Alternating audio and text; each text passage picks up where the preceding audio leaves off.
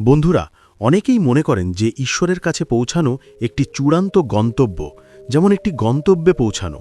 কিন্তু সত্য হল, ঈশ্বরের সন্ধান এমন একটি যাত্রা নয় যা কখনো শেষ হয় না, বরং একটি অন্তহীন পথ, এবং এই পথে নেওয়া প্রতিটি পদক্ষেপ আমাদের আরও গভীরে নিয়ে যায়। পরমহংস যোগানন্দ প্রায়শই বলতেন যে যখন একজন ব্যক্তি ঈশ্বরের সন্ধান শুরু করেন, তখন তারা বিশ্বাস করেন যে তারাই সেই সন্ধানকারী। কিন্তু তাদের আধ্যাত্মিক অনুশীলন যত গভীর হয়, একদিন তারা বুঝতে শুরু করে যে আসলে ঈশ্বরই তাদের খুঁজছেন। এটা কি হৃদয়কে বিদীর্ণ করে না? আমরা আমাদের পুরো জীবন এই ভেবে কাটিয়ে দিই যে আমরা ঈশ্বরের কাছে পৌঁছানোর চেষ্টা করছি, কখনো প্রার্থনার মাধ্যমে, কখনো ধ্যানের মাধ্যমে, কখনো উপবাসের মাধ্যমে, কখনো ভক্তির মাধ্যমে। কিন্তু যোগানন্দ বলেছিলেন যে সত্য সম্পূর্ণ বিপরীত। আমরা নই, বরং ঈশ্বর আমাদের তার দিকে টেনে আনছেন। আমরা যে ক্রমাগত টান অনুভব করি তা হল ঐশ্বরিক আহ্বান, যা আমাদের আসল ঘরে ডাকে। সেই আহ্বান বলে, ভিতরে এসো, ফিরে এসো, আমি এখানে আছি। কিন্তু যতক্ষণ মন বাইরের দিকে ঘুরে বেড়ায়, কখনো আকাঙ্ক্ষায়, কখনো ভয়ে, কখনো সম্পর্কের জটিলতায়, কখনো প্রত্যাশায়, তখন ভালোবাসার এই অভ্যন্তরীণ শক্তি প্রকাশ করা যায় না। যোগানন্দ বলতেন যে ভক্তি একটি সাধারণ আবেগ নয়, বরং একটি জাগরণ। যখন হৃদয় সত্যিকার অর্থে ঈশ্বরের উপস্থিতি চিনতে শুরু করে, তখন মনের বিচরণ স্বয়ংক্রিয়ভাবে কমে যায়। মন যখন সর্বত্র যা খুঁজছিল তা পেয়ে গেলে কেন ঘুরে বেড়াবে? কিন্তু এই জাগরণ হঠাৎ বিদ্যুৎ চমকের মতো দেখা দেয় না। এটি ধীরে ধীরে ধারাবাহিক অনুশীলন, ধৈর্য এবং নিষ্ঠার মাধ্যমে আসে। ঠিক যেমন সূর্য ধীরে ধীরে উদিত হয়, প্রথমে একটি নরম আলো, তারপর একটি সোনালি আভা, তারপর একটি উজ্জ্বল তেজ। একইভাবে ভক্তির সূর্য ধীরে ধীরে মনের বিশাল আকাশকে আলোকিত করে। যোগানন্দ বলতেন যে ধ্যানের প্রতিটি মুহূর্ত, প্রতিটি প্রার্থনা কখনো নষ্ট হয় না, এমনকি যদি চোখ কোনো ফলাফল নাও দেখতে পায়। প্রতিবার আপনি ঈশ্বরকে ডাকেন, তখন গভীরে একটি তরঙ্গ জেগে ওঠে, এবং সেই ক্ষুদ্র তরঙ্গ ধীরে ধীরে আপনার সমগ্র সত্তাকে রূপান্তরিত করে। আপনি যা করতেন একই কাজ করেন, কিন্তু তাদের সাথে একটি ঐশ্বরিক সারাংশ যোগ হয়। আপনি একই মানুষের সাথে কথা বলেন, কিন্তু আপনি তাদের মধ্যে কেবল মানুষই দেখতে পান না, বরং ঈশ্বরের একটি অংশ দেখতে পান। যোগানন্দ এই অবস্থাকে সাক্ষী চেতনা বলেছেন, যেখানে একজন ব্যক্তি জগৎকে অতিক্রম করে, এমনকি তার মধ্যে থাকার অবস্থাতেও। তিনি বলেছেন যে একজন ব্যক্তির জীবন ধন্য হয়ে ওঠে যখন সে ছোট বা বড় প্রতিটি কাজে ঈশ্বরের উপস্থিতি অনুভব করতে শুরু করে। তখন ঘর মন্দিরে পরিণত হয়, রান্না উপাসনায় পরিণত হয়, এবং কাজ সেবায় পরিণত হয়। কিন্তু আজকের জীবনে, যেখানে প্রতিটি মুহূর্ত তাড়াহুড়ো, প্রতিটি দিকেই বিক্ষেপ এবং বিজ্ঞপ্তির ক্রমাগত শব্দ, মনকে শান্ত রাখা সবচেয়ে কঠিন কাজ হয়ে উঠেছে। অতএব যোগানন্দ একটি খুব সহজ কিন্তু গভীর সমাধান দিয়েছেন: সৎসঙ্গ, সঠিক সঙ্গ, ভালো সঙ্গ। তিনি বলতেন যে আপনি যদি ঈশ্বরের দিকে এগিয়ে যেতে চান, তাহলে এমন লোকদের সাথে থাকুন যাদের চিন্তাভাবনা, যাদের চোখ, যাদের কর্ম আপনাকে ঈশ্বরের কথা মনে করিয়ে দেয়। কারণ যাদের সাথে এটি বাস করে, তাদের সাথে মন রঙিন হয়ে ওঠে। আপনি যদি প্রতিদিন ভয়, রাগ, তুলনা, অভিযোগ এবং চাপে ভরা চিন্তাভাবনা নিয়ে সময় কাটান, তাহলে আপনার মন সেই দিকেই ভেসে যাবে। কিন্তু যদি তুমি এমন চিন্তা, মানুষ, বই এবং পরিবেশের সাথে মেলামেশা করো যা তোমাকে ভিতরে ফিরে যেতে অনুপ্রাণিত করে, তাহলে তোমার মন ধীরে ধীরে সেই দেবত্বে বিলীন হতে শুরু করবে। ঠিক যেমন লোহার টুকরো চুম্বকের কাছে রাখলে তা চুম্বকীয় হয়ে ওঠে, তেমনি একজন সাধকও সৎসঙ্গে লিপ্ত হয়ে দেবত্বকে গ্রহণ করতে শুরু করে। আর যোগানন্দ আরও বলেছেন যে সৎসঙ্গ কেবল বাহ্যিক নয়, তোমার ভিতরেও একটি সৎসঙ্গ আছে। যখন তুমি তোমার চিন্তাভাবনাকে শুদ্ধ করো, যখন তুমি তোমার শ্বাস-প্রশ্বাসের ভারসাম্য বজায় রাখো, যখন তোমার ভিতর ভালোবাসায় পরিপূর্ণ হয়ে ওঠে, তখন প্রতিটি মুহূর্ত একটি আভ্যন্তরীণ সৎসঙ্গে পরিণত হয়। তিনি বলেছেন যে মন্দির খোঁজার দরকার নেই, মন যদি ঈশ্বরের উপর স্থির থাকে, তাহলে সমগ্র পৃথিবী একটি মন্দিরে পরিণত হয়। তিনি তাকে সর্বত্র দেখতে পান: প্রেম, শান্তি, আলো এবং একত্ব। এখন ভাবো, যদি তুমি প্রতিটি নিঃশ্বাসে ঈশ্বরকে অনুভব করতে শুরু করো, যদি তুমি প্রতিটি পরিস্থিতিতে তার উপস্থিতি অনুভব করতে শুরু করো, তাহলে কি সত্যি এমন একটি মুহূর্ত আসতে পারে যখন আমরা ঈশ্বরের সাথে যুক্ত হব? তুমি কি আলাদা বোধ করো? যোগানন্দ বলেন, না, আমরা কখনোই আলাদা ছিলাম না। মন কেবল একটা পর্দা টেনেছে, আর আধ্যাত্মিক অনুশীলন মানে সেই পর্দা খুলে ফেলা, স্তরে স্তরে। তিনি বলেছিলেন যে প্রতিটি চিন্তা, প্রতিটি আবেগ এবং প্রতিটি কাজ হয় আমাদের ঈশ্বরের কাছাকাছি নিয়ে আসে, নয়তো তার থেকে আরও দূরে নিয়ে যায়। অতএব প্রতিটি ব্যক্তির নিজেকে জিজ্ঞাসা করা উচিত, আমার চিন্তাভাবনা কি দেবত্বের দিকে নিয়ে যাচ্ছে? আমার আচরণ কি প্রেমে পরিপূর্ণ? আমার কথা কি অন্যদের জন্য স্বস্তি বয়ে আনে নাকি তাদের বোঝা বাড়ায়? যখন এই সচেতনতা বৃদ্ধি পায়, তখন আধ্যাত্মিক অনুশীলন আর কেবল ধ্যানের মধ্যেই সীমাবদ্ধ থাকে না, এটি জীবন হয়ে ওঠে।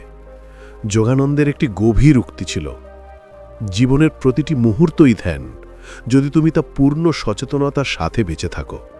এর অর্থ কি? যখন তুমি কারো সাথে কথা বলো, তখন পূর্ণ উপস্থিতির সাথে করো। যখন তুমি খাও, তখন পূর্ণ কৃতজ্ঞতার সাথে করো। যখন তুমি কাজ করো, তখন ভক্তির সাথে করো। এবং যখন তুমি ঈশ্বরকে স্মরণ করো, তখন হৃদয়ের গভীর থেকে করো। ধীরে ধীরে এমন একটি সময় আসে যখন জীবনের প্রতিটি কর্ম ধ্যানে পরিণত হয়, প্রতিটি মুহূর্ত ভক্তিতে পরিণত হয় এবং প্রতিটি নিঃশ্বাস ঈশ্বরের নাম স্মরণে পরিণত হয়। এটি ঈশ্বর কেন্দ্রিক জীবনযাত্রার অবস্থা, যেখানে আধ্যাত্মিক অনুশীলন একটি পৃথক কার্যকলাপ নয়, বরং জীবনের প্রকৃতি। এবং তারপর একদিন সেই মুহূর্ত আসে যখন একজন ব্যক্তি বুঝতে পারেন যে ঈশ্বর একটি লক্ষ্য নয়, বরং বেঁচে থাকার অভিজ্ঞতা। এটা কেবল অনুভূত হয় না, কেবল অনুসন্ধান করা হয়। তারপর ভেতর থেকে একটি কণ্ঠস্বর ভেসে আসে, আমি যা খুঁজছিলাম তা সর্বদা আমার মধ্যেই ছিল। এটি আত্মোপলব্ধির সূচনা। এটি যোগানন্দের সমগ্র আধ্যাত্মিক অনুশীলনের সারমর্ম। একবার ভাবুন, যদি প্রতিটি কাজ ঈশ্বরের উদ্দেশ্যে নিবেদন হিসেবে করা হতো, তাহলে কি জীবন আজকের মতোই থাকবে? যদি রান্না করার সময় আপনি অনুভব করতেন যে আপনি এই খাবার ঈশ্বরকে নিবেদন করছেন, যদি কাউকে সাহায্য করার সময় আপনি ভেতর থেকে অনুভব করতেন যে এই সেবা পরমেশ্বরের সেবা, তাহলে কি আপনার আধ্যাত্মিক অনুশীলন একটি নির্দিষ্ট সময়ের মধ্যে সীমাবদ্ধ বলে মনে হবে? না, তাহলে আপনার সমগ্র জীবন একটি মন্দিরে পরিণত হবে। যোগানন্দ বলতেন যে আপনি কেবল পরিবার, চাকরি, অর্থ এবং দায়িত্বের জন্যই এই পৃথিবীতে আসেননি। আপনি প্রতিটি কর্মকে ঈশ্বরের জন্য আধ্যাত্মিক অনুশীলন করতে এসেছেন। কারণ যখন কর্ম ঈশ্বরের উদ্দেশ্যে নিবেদিত হয়, তখন সেই কর্মগুলিই আপনার মুক্তি হয়ে ওঠে। এটাই আপনার আধ্যাত্মিক অনুশীলন, এটাই আপনার ভক্তি, এটাই আপনার প্রার্থনা। আজ আমরা সারাদিন কাজ করি। গৃহস্থালির উদ্বেগ, অফিসের চাপ, সম্পর্কের জটিলতা এবং মোবাইল ফোনের শব্দের মধ্যে ঈশ্বর কোথাও পিছনে পড়ে আছেন। আমরা ভক্তি বলতে মন্দিরে যাওয়া, প্রার্থনা করা, ঘণ্টা বাজানো এবং আরতি করাকেই বুঝি। কিন্তু যোগানন্দজি বলতেন যে যদি তোমার কাজ ভালোবাসা এবং ভক্তিতে পরিপূর্ণ হয়, তাহলে সেটাই সর্বোচ্চ উপাসনা। একবার তার একজন শিষ্য জিজ্ঞাসা করলেন, গুরুদেব, আমি কেবল রান্নাঘরেই কাজ করি, এটা কি ভক্তি হতে পারে? যোগানন্দজি হেসে বললেন, যদি তুমি ঈশ্বরকে উৎসর্গ করার মনোভাব নিয়ে খাবার তৈরি করো, তাহলে তোমার রান্নাঘর মন্দিরের চেয়ে কম নয়। তিনি বলেছিলেন, সত্যিকারের উপাসনা ফুল, ধূপ বা দীপক দিয়ে করা হয় না, বরং ভালোবাসা, সেবা এবং কৃতজ্ঞতা দিয়ে করা হয়।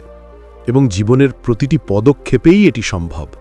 কিন্তু আজকের দ্রুতগতির পৃথিবীতে আমাদের মন এতটাই বিজ্ঞপ্তিতে ডুবে আছে যে আমরা বলি যে আমরা ধ্যান করতে পারি না। কিন্তু যোগানন্দজি বলতেন যে ধ্যান করা কঠিন নয়, যা কঠিন তা হলো মনের পুরনো অভ্যাস পরিবর্তন করা। তাই তিনি একটি খুব সহজ অনুশীলন করতেন, স্মরণ করিয়ে দেওয়ার অভ্যাস। সারাদিন ছোট ছোট মুহূর্তে বিরতি নিন এবং মাত্র এক মুহূর্তের জন্য ঈশ্বরকে স্মরণ করুন। একটি নিঃশ্বাস, একটি অনুভূতি, একটি ছোট্ট ধন্যবাদ। এই স্মৃতিগুলো ধীরে ধীরে মনকে রূপান্তরিত করতে শুরু করে। কারণ মনের স্বভাব হলো ঘুরে বেড়ানো, কিন্তু আত্মার স্বভাব হলো স্থির থাকা। যোগানন্দ বলতেন যে মন হলো একটি তরঙ্গ আর আত্মা হলো সমুদ্র। যখন তরঙ্গ আবার সমুদ্রে মিশে যায়, তখন এর অস্থিরতা বিলীন হয়ে যায় এবং তার সমুদ্রের বিশাল শান্তিতে পরিণত হয়। অন্বেষক যখন অভ্যন্তরীণ যাত্রায় অগ্রসর হন, তখন আরেকটি গভীর সত্য উঠে আসে। ঈশ্বরকে খুঁজে পাওয়া কোনো ঘটনা নয়, বরং একটি অভিজ্ঞতা। ভেবে দেখুন, ঈশ্বর কি কোথাও বসে আছেন এবং তার কাছে পৌঁছানোর জন্য আমাদের একটি পথ তৈরি করতে হবে? না, পরমহংস যোগানন্দ সর্বদা বলতেন যে ঈশ্বর কোনো দূরবর্তী গন্তব্যস্থল নন, বরং এই মুহূর্তে আপনার ভেতর যে চেতনা নিঃশ্বাস নিচ্ছে, সেই কম্পন, সেই শক্তি, সেই নীরবতা সবই ঈশ্বরের উপস্থিতির প্রকাশ। কিন্তু মন এই সহজ সত্যটি মেনে নিতে অস্বীকার করে, কারণ মন সর্বদা বৃহত্তর কিছু, অসাধারণ কিছু, অমৎকিত কিছুর সন্ধান করে। মন মনে করে যে ঈশ্বরের উপস্থিতি আবির্ভাব তখনই ঘটবে যখন কোনো অসাধারণ ঘটনা ঘটে। আলো জ্বলবে, আকাশ থেকে একটি কণ্ঠস্বর আসবে, অথবা একটি ঐশ্বরিক অভিজ্ঞতা ঘটবে। কিন্তু যোগানন্দ বলতেন যে ঈশ্বর সাধারণ মুহূর্তগুলিতে লুকিয়ে আছেন এবং সাধক অসাধারণ অলৌকিক ঘটনা অনুসন্ধান করেন। যখন একজন ব্যক্তির মধ্যে গভীর নীরবতা নেমে আসে, তখন কেউ বুঝতে পারে যে ঈশ্বরের স্পর্শ কোনো অলৌকিক ঘটনা নয়, বরং একটি কোমল অভিজ্ঞতা, মৃদু বাতাসের মতো, মায়ের হাতের তালুর স্পর্শের মতো, অপরিচিত ব্যক্তির হাসিতে দয়ার মতো, দরিদ্র ব্যক্তিকে দেখলে যে করুণার কম্পন দেখা যায়। ঈশ্বরের স্পর্শ এই ছোট মুহূর্তগুলিতে লুকিয়ে থাকে, কিন্তু মন এত ব্যস্ত যে সেগুলি উপলব্ধি করতে পারে না। এই কারণেই যোগানন্দ ধ্যানকে অপরিহার্য বলেছেন। ধ্যান কেবল মনকে শান্ত করার জন্য প্রয়োজনীয় নয়, ধ্যান অপরিহার্য কারণ এটি আপনাকে সর্বদা আপনার সাথে থাকা ঈশ্বরের প্রতি এত সংবেদনশীল করে তোলে। তিনি বলতেন যে ঈশ্বরকে খুঁজে পেতে শব্দ কমে যায় না, সাধক ভেতর থেকে শুনতে শেখে। ভেতর থেকে এই শ্রবণ, ভেতর থেকে দেখা, ভেতর থেকে অনুভূতি আধ্যাত্মিক অনুশীলনের সারমর্ম। এটি এমন একটি অবস্থা যেখানে বাইরের জনসমাগমে ঘেরা থাকা সত্ত্বেও মানুষ সম্পূর্ণ একা, সম্পূর্ণ শান্ত এবং সম্পূর্ণ পবিত্র বোধ করে।